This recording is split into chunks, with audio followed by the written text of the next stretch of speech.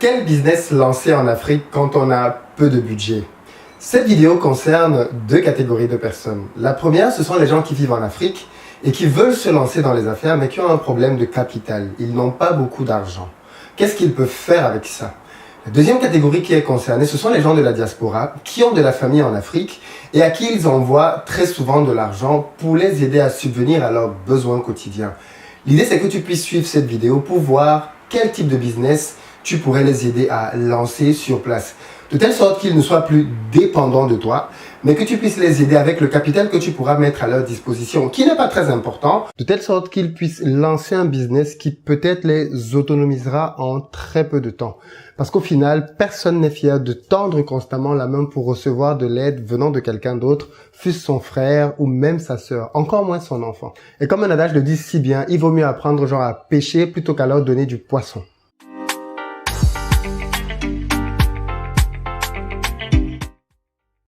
Salut et bienvenue sur ma chaîne, moi c'est Philippe Simo et ici on parle d'entrepreneuriat et d'investissement parce que je suis convaincu que ce sont les deux piliers sur lesquels les Africains doivent s'appuyer pour faire émerger leur continent. Donc si tu veux faire partie de l'aventure, je t'invite à faire deux choses. La première, c'est t'abonner à cette chaîne et activer les notifications, la petite cloche afin d'être informé de l'apparition de chacune de nos 3 vidéos hebdomadaires le lundi, le mercredi et le vendredi en matinée, mais aussi des nombreuses émissions que l'on fait en direct en soirée, le mercredi et le dimanche notamment, au cours desquelles tu peux poser tes questions, mais aussi simplement appeler pour donner ton avis. L'idée, c'est que tu puisses bien évidemment t'enrichir de l'expérience du maximum de personnes. La deuxième chose que tu peux faire, c'est aller dans la barre de description et cliquer sur le lien pour recevoir gratuitement le petit livret que j'ai écrit intitulé 10 bonnes raisons de devenir entrepreneur. C'est un tout petit livret qui se lit rapidement et qui va te permettre de te bâtir un bon mindset pour t'aider à te lancer, toi aussi dans les affaires. Alors juste une petite annonce pour dire à chacun que les dates pour les prochaines conférences sont désormais disponibles. Et ceux qui sont en France, vous pouvez aller dans la barre de description pour réserver vos places pour le 31 août à Paris. On va se retrouver comme d'habitude pour pouvoir parler business. Les prix sont promotionnels bien évidemment maintenant. Mais la bonne nouvelle, c'est que j'arrive aussi à Montréal, au Canada, pour tous ceux qui veulent que l'on puisse parler business la semaine d'après. Donc le week-end du 7, on sera à Montréal, au Canada. Pareil, les Québécois, réservez vos places. Et enfin, les amis qui sont au Cameroun, à Douala, j'arriverai au Cameroun en septembre. Et là aussi, les places sont désormais disponibles. Vous pouvez réserver vos places. Donc, la rentrée va être vraiment chargée. Alors, j'ai fait cette vidéo en réponse à un commentaire que j'ai reçu de Modeste en Côte d'Ivoire. C'est quelqu'un qui est venu lors de ma formation business à Abidjan et qui m'a écrit très récemment pour m'expliquer en fait sa situation. Aujourd'hui, il arrive au terme de la mission qu'il faisait et il cherche une nouvelle orientation. Il a une petite épargne, entre guillemets, d'1 million de francs CFA, donc à peu près 1524 €.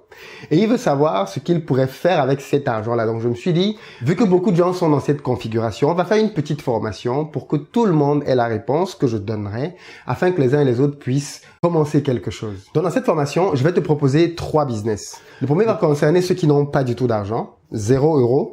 Le deuxième va concerner ceux qui ont un peu d'argent et puis le troisième, une somme un peu plus grande. Dans tous les cas, tu vas comprendre la cohérence entre les 3 business.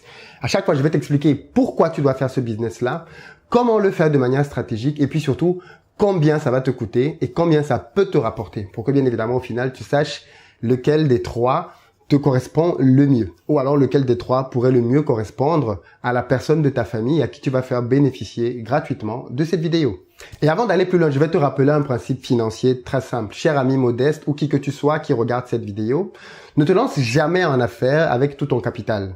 Tu m'as dit que tu avais 1500 € à peu près et tu veux savoir ce que tu peux faire avec ces 1500 €. Je te conseillerais d'essayer de te lancer dans un business avec le tiers de cet argent-là, avec 500 € ou alors mais vraiment maximum les 2 tiers si tu es quelqu'un qui aime le risque, c'est-à-dire 1000 €. Pourquoi? Parce qu'il faut toujours que tu aies une monnaie de côté, que tu aies toujours de l'argent en épargne pour le jour où il y a un imprévu.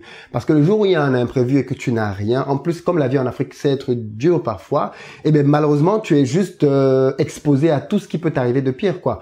On a vu des gens mourir devant des hôpitaux parce qu'ils n'avaient pas d'argent pour se faire soigner. Il y a tellement de situations assez difficiles qui ont du mal à arriver en Europe parce que généralement tu as des aides, tu as des systèmes qui font que même ceux qui n'ont pas d'argent peuvent se soigner, l'État va prendre en charge tout un certain nombre de dispositifs qui n'existent pas en Afrique. Donc je pense qu'en Afrique plus qu'ailleurs, il faut que tu puisses avoir une épargne. Donc du coup, dans tes 1500 €, ne considère pas que tu vas tout investir. Dans les différents business que je vais te proposer, tu verras bien qu'il y en a qui peuvent être accomplis avec moins de 1000 euros pour que tu puisses voir ce que tu peux faire. Pour ceux qui ont encore des doutes là-dessus, c'est super important que tu puisses apprendre à lancer un business. J'ai discuté avec un entrepreneur récemment qui me disait que la chose qui est effarante ou plutôt surprenante en Afrique, c'est que quasiment tout le monde a un business. Beaucoup de gens, en tout cas, qui ont un boulot, un job classique, ont quelque chose en parallèle. Et moi, je crois que le meilleur moyen de responsabiliser quelqu'un, c'est de lui donner un capital pour qu'il puisse réaliser quelque chose. Là, je ne parle pas d'envoyer de l'argent à ton frère ou à ta sœur pour qu'il se fasse plaisir. Je ne te parle pas de lui envoyer de l'argent juste pour qu'il prenne, je sais pas moi, pour qu'il subvienne à ses besoins classiques. Je te parle de lui envoyer de l'argent en plus de ce que tu as envoyé déjà, pour le responsabiliser par rapport à une affaire. Parce que crois-moi, c'est l'une des meilleures choses que tu puisses faire vis-à-vis de quelqu'un qui est au pays. Ou même quelqu'un qui est au pays, l'une des meilleures décisions qu'il peut faire, c'est de se lancer dans une affaire. Pourquoi? Parce qu'il va apprendre énormément. La première chose qu'il va apprendre, c'est la gestion financière. On n'apprend pas beaucoup de choses par rapport à l'argent à l'école. Et le terrain, c'est juste un des moyens avec lequel tu peux combler tes lacunes et apprendre. Avoir une épargne que tu peux investir va te permettre d'apprendre à gérer de l'argent, va te permettre d'apprendre quelque chose qui est très difficile sur la planète Terre. C'est garder de l'argent dans ta poche. On est dans une société de consommation qui fait que c'est très, très, très difficile d'épargner. Ceux qui savent épargner dans les sociétés de consommation, ce sont juste des gens extraordinaires, ils ne s'en rendent pas compte. Mais beaucoup de gens, à la fin de mois, finissent à découvert. Parce que peu importe l'argent qu'ils gagnent, on dirait qu'ils sont des passoires. Tout ce qui entre ressort en bas. Donc, apprendre à gérer de l'argent, c'est une très, très grosse compétence que l'on va apprendre à faire quand on veut créer un business. Parce que la personne va apprendre à faire un budget, elle va apprendre à faire des économies, elle va apprendre à à ne pas confondre son porte-monnaie personnel avec le porte-monnaie de l'entreprise, ainsi de suite, ainsi de suite. La deuxième chose qu'elle va apprendre, c'est la gestion des hommes, la gestion des ressources humaines, qui est fondamentale dans la vie, en fait. Elle va apprendre à recruter des gens avec qui elle va travailler. Elle va apprendre à gérer des équipes. Qui dit gérer des équipes, dit gérer des plannings, dit gérer des imprévus. Elle va m'apprendre à gérer des litiges entre les différentes personnes. Et ça, c'est juste hyper, hyper formateur. La troisième chose qu'elle va apprendre, c'est l'art de négocier. Parce que quand tu es dans le business, forcément, tu es confronté à la négociation. Donc, tu vas devoir négocier avec tes futurs collaborateurs, tu vas négocier avec tes futurs fournisseurs, tu vas négocier avec tes clients. Elle va même devoir négocier avec la personne qui lui a peut-être donné le budget, c'est-à-dire toi. Parce qu'elle va devoir apprendre à te demander peut-être plus de budget pour faire grandir davantage l'entreprise ou autre. Qu'est-ce que j'en sais, moi? Mais dans tous les cas, au terme de tout ça, tu auras bâti quelqu'un d'autonome. Et c'est peut-être le plus grand des privilèges. Moi, justement, je ne veux pas du tout être dans une situation dans laquelle demain, mes frères ou sœurs viennent chez moi pour me demander de l'argent parce qu'ils n'ont pas pu se prendre en charge eux-mêmes. Je milite beaucoup pour les responsabiliser. Je veux savoir que quand je te donne 500 euros, 1000 euros, 2000 euros, on se donne un objectif. Tu as 6 mois, 1 an pour multiplier cet argent et tu dois pouvoir faire des business. Parce que je sais que tu vas énormément apprendre au travers de cela. Donc, voilà un peu les différentes raisons pour lesquelles je pense qu'il est super important que tu considères réellement le fait de te lancer dans un business, même quand tu n'as pas grand-chose. Maintenant, rentrons donc dans le vif du sujet.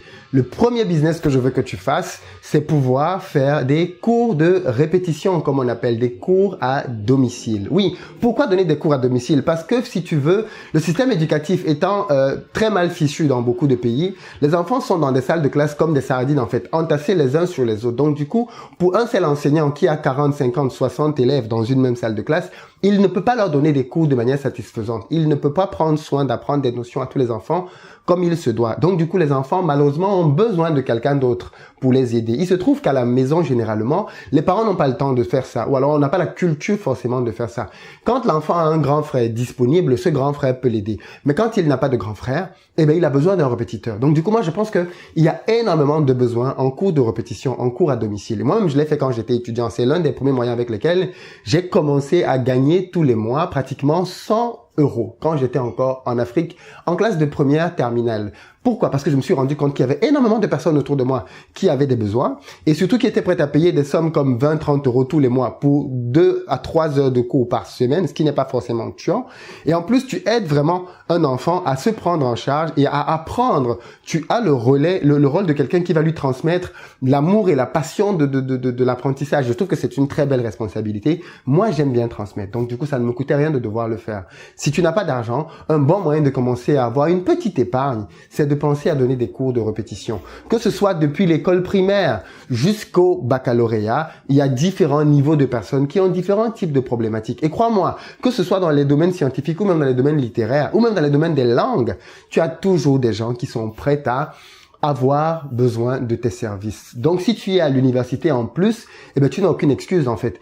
Pire, peu importe le pays dans lequel tu es, que tu sois en France ou en Afrique ou où que tu sois, il y a toujours des besoins de cours à domicile. Donc, moi, je te conseille vraiment de penser aux cours à domicile parce que c'est plutôt gratuit, ça ne te coûte rien du tout, ça te coûte ton intelligence. Et au fait, ça te permet quand même de réviser tes notions quelque part. Et puis, tu contribues vraiment à aider quelqu'un à se prendre en charge. Comment le faire? Alors, tu as différentes stratégies. Tu as des sites qui existent déjà pour pouvoir mettre ta candidature en ligne. Donc, tu peux passer par ces sites-là.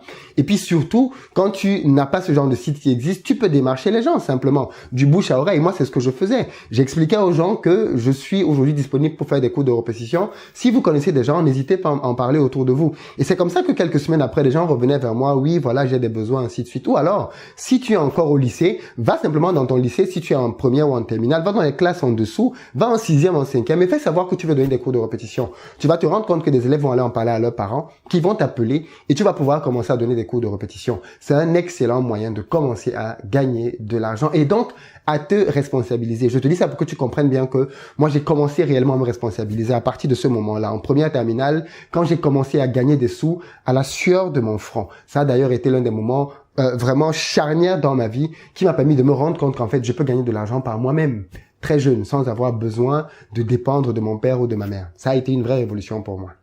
Alors, combien tu peux gagner avec ça? C'est variable, ça dépend. En Afrique, je pense que tu peux donner des cours de répétition à partir de 15, 20, 30, 40, 50 000 francs. Donc, tu peux les donner à partir de 30, 40, 50, voire même 100 euros par mois.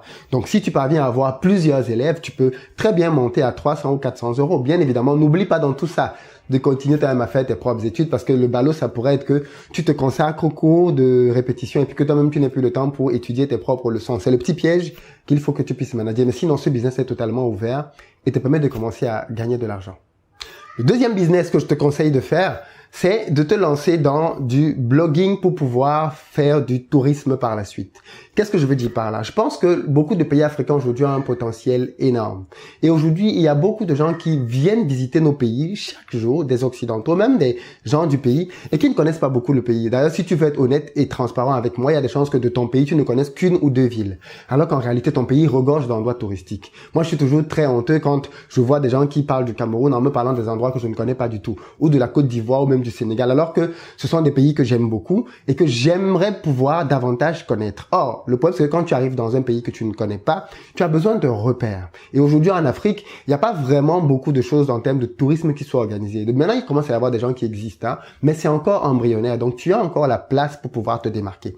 Qu'est-ce que tu peux faire pour ça? Tu peux créer simplement une chaîne YouTube pour pouvoir parler de ton pays. Tu n'es pas obligé de montrer ta tête, d'accord? Tu peux juste prendre des photos et faire des petits montages dans lesquels tu montres quelques espaces de ton pays et la beauté de ces endroits-là. Et ainsi de suite, tu vas commencer à avoir une communauté qui va te suivre parce que tu vas montrer la beauté du pays.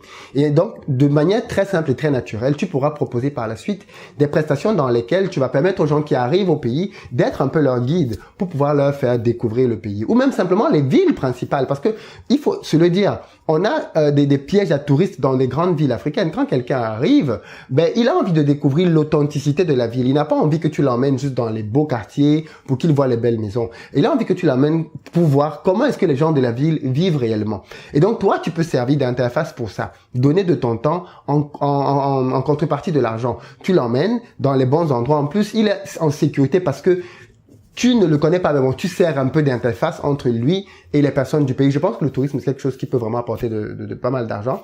Et si tu te débrouilles même très bien, tu peux aller beaucoup plus loin, commencer à créer des petits tours de voyage dans le pays. Un tour de voyage qui dure une semaine, un tour de voyage qui dure 2 semaines, dans lequel tu prends les gens, vous faites un certain nombre de villes, un certain nombre de sites, et à chaque fois que vous allez dans ces différents endroits-là, tu leur montres la beauté du pays. Là où ça peut vraiment être intéressant, et là où tu peux vraiment commencer à gagner beaucoup d'argent, c'est que tu peux aller voir des hôtels et négocier avec les hôtels des tarifs pour leur dire, écoutez, moi, chaque fois que je vous amène un client, votre prix par chambre, c'est peut-être 100 euros. Moi, je veux que vous puissiez me le faire à 80 euros. Les hôtels vont accepter. Et au fur et à mesure, chaque fois que tu vas ramener des clients, tu vas gagner de l'argent avec les hôtels, tu vas gagner de l'argent avec les sociétés de transport parce que tu peux t'arranger à la société de transport pour leur dire qu'elles te donnent les places à un tarif réduit. Bref, la négociation, tu vas apprendre à négocier et à créer un petit univers business comme ça. L'avantage avec le business dont je suis en train de te parler, c'est que tu n'as pas besoin d'argent. Tu as besoin d'énergie, de disponibilité et de négociation. Parce que véritablement, il faut que tu puisses convaincre les gens pour qu'ils te fassent confiance et qu'ils travaillent avec toi. Alors oui, tu pourras lancer une chaîne YouTube, tu pourras lancer une page Facebook, tu pourras lancer un compte Instagram. Mais tout ça, c'est gratuit en fait. Les photos, tu pourras les prendre, mais tu as déjà un appareil photo aujourd'hui. Donc en fait, en réalité, tu as déjà le nécessaire pour pouvoir gagner de l'argent avec ça. Là aussi, en termes de revenus, vu que tu n'as rien dépensé à la base, tout ce que tu vas gagner derrière, ce sera juste du bonus. Et ce sera aussi ton ingéniosité qui fera que cette somme-là aille en grandissant. Le troisième business que tu peux faire, c'est de la restauration dans des écoles, dans des cantines. De quoi est-ce que je te parle? Il y a aujourd'hui dans beaucoup de villes en Afrique une émergence de beaucoup de collèges et lycées. Ça, on le sait tous. Mais il faut aussi réaliser que qui dit collège et lycée dit quand même pas mal d'opportunités de business. L'une d'entre elles, ça peut être, en plus des cours de répétition que j'ai déjà donné en premier business, de pouvoir faire à manger dans ces écoles-là. Alors tu me diras, il y a déjà des gens qui font ça, c'est vrai. Mais si je te demande de faire ça, c'est parce que je te demande d'apporter de la nouveauté, en fait. De quoi est-ce que je te parle?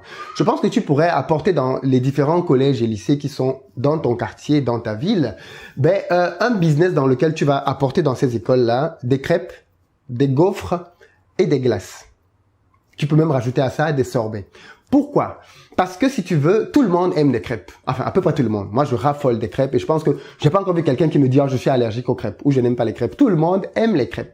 Tout le monde aime les gaufres. Tout le monde aime les glaces. Tout le monde aime des sorbets, enfin, en général. Donc, du coup, tu as déjà avec un produit qui a de la clientèle disponible et qui veut pouvoir l'acheter. Donc, c'est super important. Tu as déjà des gens. En plus, tu as le fait qu'il fait très chaud en Afrique. Donc, vendre des glaces et des crêpes, c'est quelque chose qui est plutôt facile. Et en plus, si tu le vends dans les collèges et lycées, tu vas le vendre à des adolescents qui raffolent juste de ces produits-là. Donc, tu es vraiment assis sur une niche sur laquelle tu peux véritablement gagner de l'argent. Alors, comment le faire? Bien évidemment. Pour le faire, je pense qu'il faut que tu identifies certaines écoles, peut-être même qui viennent d'être créées, et que tu ailles rencontrer les directeurs de ces écoles-là pour leur proposer ta prestation. Quelle va être ta prestation? Ta prestation va être de pouvoir apporter dans ces écoles-là les différents éléments dont je t'ai parlé. Et pour ça, il va falloir que tu puisses acheter une crêpière. Mais bon, on va parler un peu des coûts tout à l'heure, que tu puisses acheter des appareils pour pouvoir faire des glaces, on va aussi en parler en termes de coûts, et puis que bien évidemment tu puisses recruter des gens, parce que si tu es dans plusieurs écoles, tu ne peux pas le faire toi tout seul, il faut que tu aies une équipe. Donc là, le business commence à être un peu plus conséquent en termes de budget, mais la rentabilité, bien évidemment, elle aussi, elle est un peu plus conséquente. Donc du coup, qu'est-ce qui se passe? Il se passe que si tu vas voir un directeur, la première erreur que tu pourrais faire dans la négociation, ce serait d'aller le supplier. Parce que les Africains, on nous a aussi appris cette mentalité d'aller supplier les gens. Oui, s'il vous plaît, monsieur le patron, monsieur le directeur, veuillez me prendre dans votre établissement. Non, non, non, non, non. On ne supplie pas. On ne supplie pas. C'est le meilleur moyen de ne pas gagner un marché. Si tu veux gagner un marché, démontre à la personne qui est en face qu'il a intérêt en fait à travailler avec toi. Et pour ça, donc, il faudrait que tu te mettes à la place du directeur, que tu te dises, si j'étais directeur d'école, pourquoi est-ce que ça pourrait m'intéresser d'avoir quelqu'un qui vend ce type de produit dans mon établissement?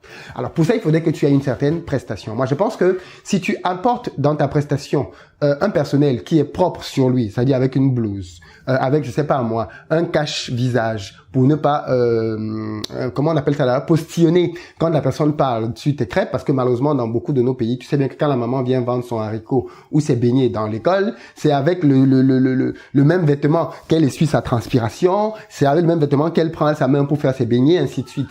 Bon, tu peux apporter quelque chose de plus en apportant quelque chose d'un peu plus professionnel. Tu vois, quelque chose de plus propre, d'un meilleur standing. Et bien évidemment, à partir du moment où tu as convaincu un directeur, tu peux aller voir les autres en leur donnant comme argument commercial. D'ailleurs, je vends déjà chez tel autre. Et comme on est toujours dans un environnement concurrentiel, si tu vends chez l'autre que ça se passe bien, il voudra que tu puisses vendre aussi chez lui. Donc, je pense que tu peux jouer sur ces différents leviers pour pouvoir convaincre les directeurs de te donner un espace dans leur école pour que tu puisses vendre. Et en plus, tu ne seras pas en concurrence avec les autres personnes puisque les produits que tu vas faire, généralement, les autres ne les font pas. Très peu d'écoles ont tous ces produits en même temps. Tu peux avoir quelqu'un qui fait des crêpes, mais rarement tous ces produits en même temps dont je t'ai parlé.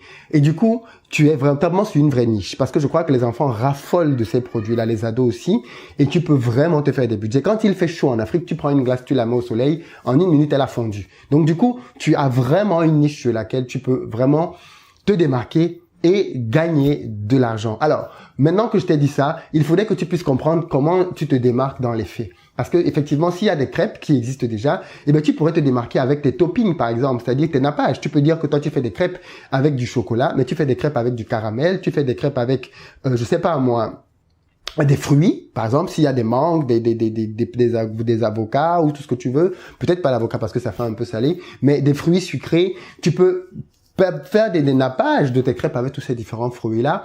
ou même avec d'autres éléments qui font que tu apportes quand même un plus sur le marché par rapport aux autres crêpes qui existaient déjà. La deuxième chose que tu peux faire, par exemple, c'est que tu peux avoir au niveau de tes glaces plusieurs parfums, mais des parfums naturels, parfums coco, parfums fruits, ainsi de suite. Là aussi, pour pouvoir te démarquer. Idem pour les sorbets. Tu peux avoir des sorbets que tu vas pouvoir vendre. Quand tu es seul dans un collège ou dans un lycée à vendre un produit, si ta qualité de produit est bonne, tu vas gagner de l'argent. Parce qu'il n'y a pas beaucoup de choix, en fait. Quand les enfants sont dans la cour de récréation pour s'amuser, clairement, il n'y a pas beaucoup de choix. Vise en priorité les écoles qui viennent d'ouvrir. Parce que dans les anciennes écoles, les gens ont déjà les mauvaises habitudes et ils ont déjà leurs petites accointances. Mais dans les nouvelles écoles, généralement, les jeunes directeurs n'ont pas encore tout le dispositif et ils sont plus à même de t'écouter. Ça ne veut pas dire que tu ne dois pas aller voir les anciennes écoles. Vas-y, mais je te dis juste qu'en priorité, je pense que tu devras aller vers les nouvelles. Alors, dans la dernière partie, on va parler de budget. Combien ça peut te coûter ça? Alors, je veux juste te dire que si ce type de vidéo te plaît, je veux que tu me le dises dans les commentaires et que tu me mettes des j'aime. Si on franchit la barre des 2000 j'aime, je comprendrai que c'est un concept qui vous intéresse. Je vous en donnerai d'autres. Parce que des idées de business, j'en ai plein la tête. J'ai tellement d'idées, tellement de concepts auxquels j'ai déjà réfléchi, mais je veux juste m'assurer que ce type de vidéo vous intéresse réellement. Et si elle vous intéresse réellement, je peux vous en donner pour vous donner davantage d'outils, davantage d'éléments pour pouvoir vous lancer. D'ailleurs, dites-moi dans la barre de description quel type de business vous voudriez peut-être que je puisse étudier et vous donner des chiffres, des raisons de vous lancer ou pas en commentaire. Et je vous ferai mes analyses sur ce type de business-là. Alors maintenant, on va parler de budget. Une crêpière, ça coûte entre 50 € et 80 €. Mais 50 €, tu as déjà une bonne crêpière pour pouvoir faire tes crêpes. Donc, qui dit 50 € dit à peu près 30 000 francs CFA. J'ai fait des arrondis. Une gaufrière, une machine à gaufres coûte à peu près 30 €, donc à peu près 20 000 francs CFA.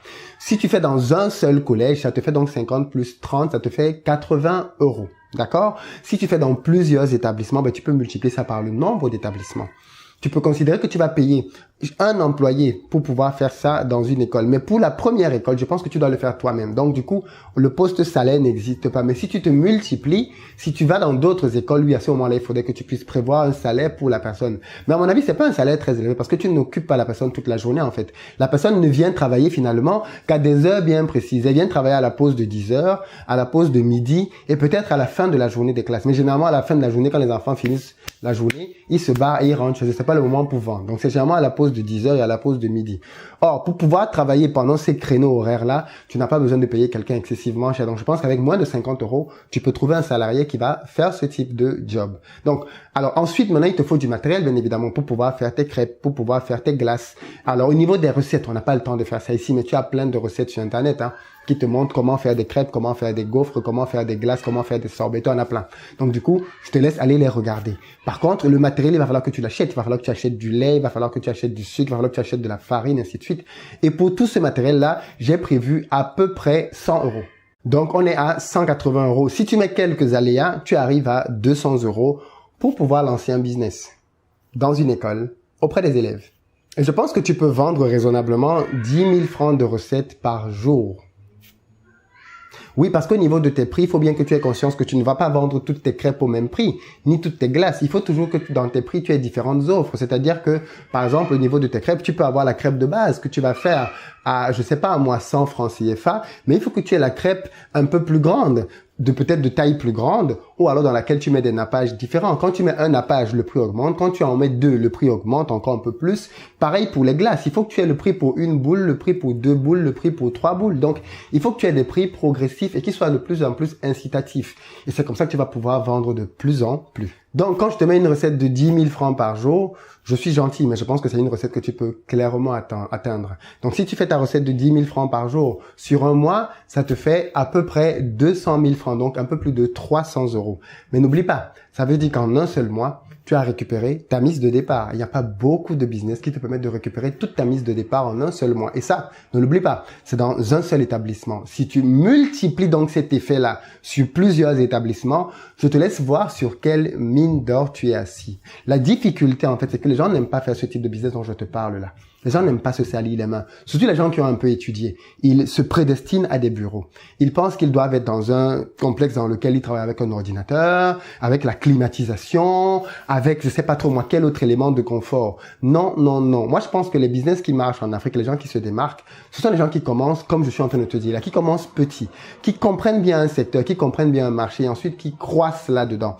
Et c'est pour ça d'ailleurs que tu as en Afrique beaucoup de personnes qui sont multimilliardaires et qui n'ont pas du tout été à l'école. Parce que quand quelqu'un n'a pas été à l'école, il ne s'embarrasse pas des préoccupations de quelqu'un qui a été à l'école. Celui qui a été à l'école pense au bureau. Celui qui n'a pas été à l'école pense à gagner de l'argent. Il est pragmatique. Il prend ce qui s'offre à lui et il est prêt à aller au marché, à faire vendeur à la sauvette, à faire tout ce qui lui tombe sur les mains. Le mec qui a fait des études, malheureusement, ses études deviennent un handicap pour lui. Et il ne réalise pas qu'en fait, il a plutôt intérêt à s'humilier et à aller faire ces métiers-là parce que vu qu'il a fait des études, il va pouvoir voir des choses que ceux qui font d'habitude ces métiers ne voient peut-être pas et il a un vrai avantage et un vrai élément de différenciation. Donc moi, je te conseille vraiment, regarde les petits métiers et pense à t'y investir. Là, je t'en ai cité 3. Les répétitions, c'est quelque chose qui peut véritablement marcher.